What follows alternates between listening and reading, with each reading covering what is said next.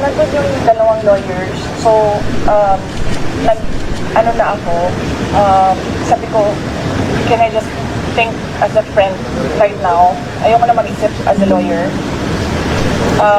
Sasinabihan ko silang dalawa doon, kayo na mag-isip as a lawyer. So, initially, ang narinig ko, there's a case of robbery. Ninakaw yung dalawang cellphone ni Isaac Lopez, and cellphone ni Nicole. Ninakaw nila. Ayaw ko nila ibalik. Sabi ko, kasuhan ko kayo ng robbery. Kasuhan ko kayo ng pagnanakaw. Hindi ko nila binalik. Nang sinabi ko sa kanila, nagnanakaw kayo ng cellphone. Hindi namin alam kung ano ginawa nila sa cellphone, di ba? Kung saan nila sinaksak yun, kinuha kung ano yung mga information doon sa cellphone. Hindi ba pag napag yan sa karapatan ng isang tao to privacy ng cellphone nila? Hindi kami ng tulong. Hindi namin alam kung ano gagawin doon sa loob. Walang tumulong sa amin. Wala. Alam niyo kung ako lang yung mag-isa doon, kung wala akong mga security, wala akong mga escort, hindi ko alam. Hindi namin alam. Hindi ko namin. Buti na lang may mga lalaki. Kasi sila yung nagbuhat, sila yung nag-arrange, paano kalabas. Wala talaga, nakatayo lang sila lahat doon. Meron pang mga naka-uniform, hindi ko alam kung anong uniform yun ng military ba or police. Na tinatanong ko, sir, may sasakyan ba kayo? Sasakyan nyo na lang gamitin namin.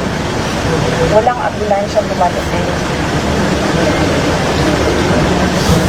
And then, he said na, wala kang sasakyan.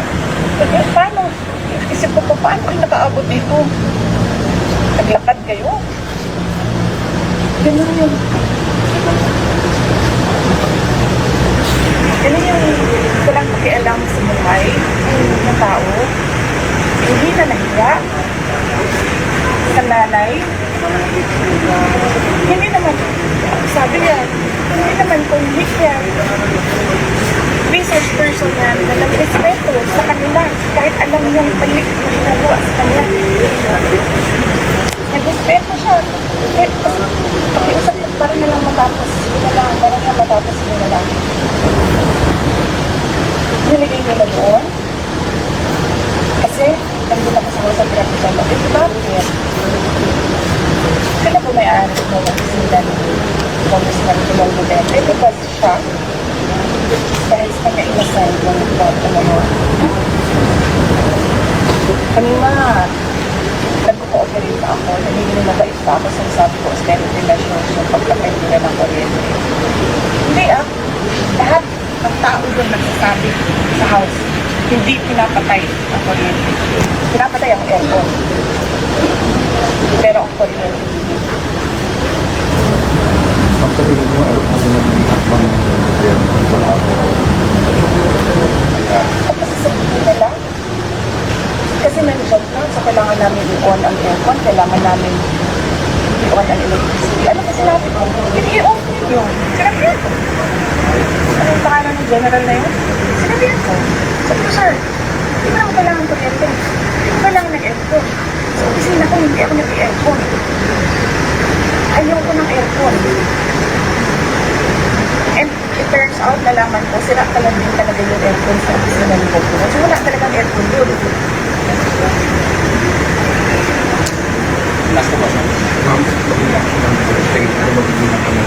Eh wala na ako inasahan sa gobyerno. Nakita ko, sir, ako kanina, humingi kami ng tulong. Walang pang tulong. Wala kayo maasahan sa gobyerno na ito. Wala kayo maasahan sa gobyerno na ito. Saan kayo nakahanap ng promise ng 20 pesos price? Wala. Alam niya, pwede. Kung kayo umasa, magpapago ang buhay mo sa ganda Cellphone. sa gobyerno na ito. Siyempre, sabi ko, ano yung nakakasama yung Ano yung kaya Hindi, nagsabi na ako kasi wala nga ambulance. Nag-request kami ng ambulance. Si doktora nag-request na ng ambulance.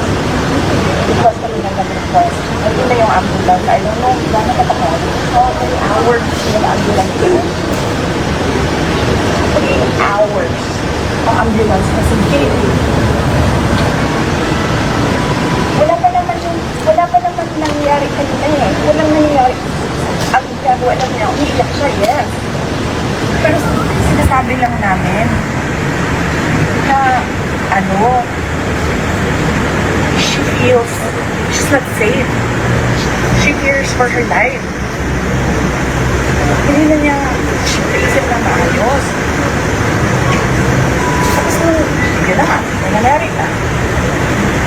Hindi kasi na nakikinig sa tao.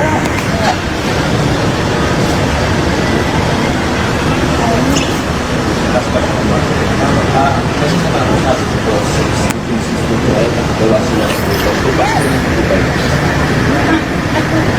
Sabi niyo mo, pag kinasya namin yun, may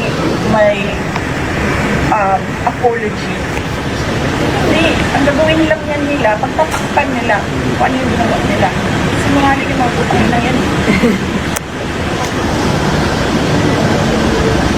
Pamilya na sinungaling niya. Lahat ng nasaktan ko, ng lahat, nasa good dominance. Pamilya, ang sinungaling niya, mga pangkalang lang. Ano sinasabi nila lagi? Pag naka-off na yung mic, sinabi gusto yung nagawa namin. Ay, pakina, bakit hindi nagawa?